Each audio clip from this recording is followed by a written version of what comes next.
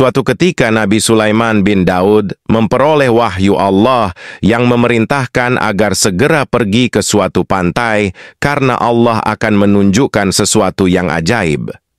Maka beliau segera berangkat ke pantai dimaksud dengan seluruh bala tentaranya, baik dari kalangan jin atau manusia, dan juga sebagian bala tentara lainnya dari kalangan binatang.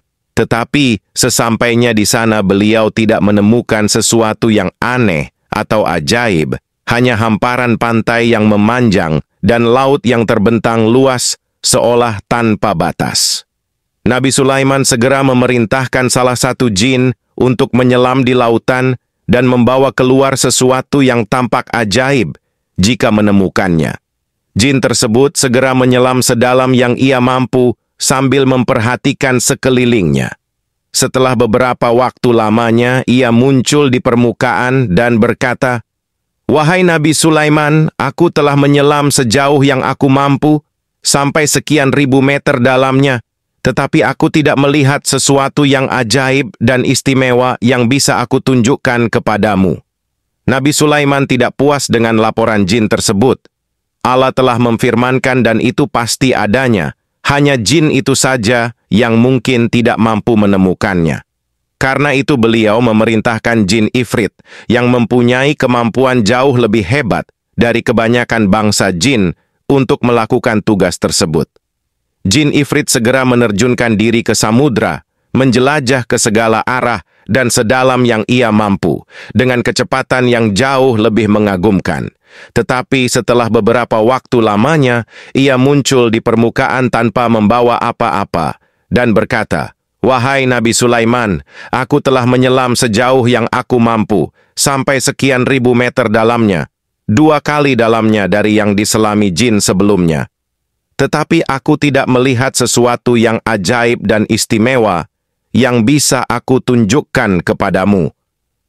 Lagi-lagi Nabi Sulaiman tidak puas dengan hasil yang dilaporkan jin Ifrit itu. Karena itu beliau berpaling kepada salah seorang punggawanya, Ashif bin Barkhia, seseorang yang sangat ahli dan menguasai kitab Taurat, bahkan Allah menganugerahinya ilmu secara langsung dari sisinya, ilmu laduni. Nabi Sulaiman berkata, "Wahai Ashif, bawakanlah, tunjukkanlah kepadaku keajaiban apa yang disembunyikan Allah di dalam lautan ini." Tidak seperti 2 bangsa jin yang segera menceburkan diri ke samudra dan menyelam, Ashif hanya diam sesaat, kemudian menadahkan tangannya ke atas dan berdoa kepada Allah. Tidak lama kemudian air laut tersibak dan muncul sebuah kubah besar berwarna putih dengan pintu di 4 penjurunya. Pintu pertama terbuat dari intan permata, pintu kedua dari yakut, pintu ketiga dari mutiara, dan pintu keempat dari zabarjud yang berwarna hijau. Ashif berkata, "Wahai Nabi Allah, inilah keajaiban yang ingin ditunjukkan Allah kepada engkau. Ia berada di dasar lautan, dengan kedalaman 3 kali yang diselami jin pertama." Nabi Sulaiman memandang dengan penuh kekaguman kepada kubah putih yang perlahan menepi dengan sendirinya.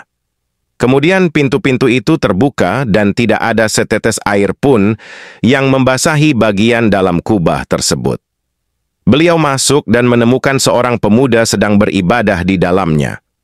Beliau mengucap salam dan berkata, "Wahai pemuda, mengapa engkau tinggal di dasar lautan di dalam kubah ini?"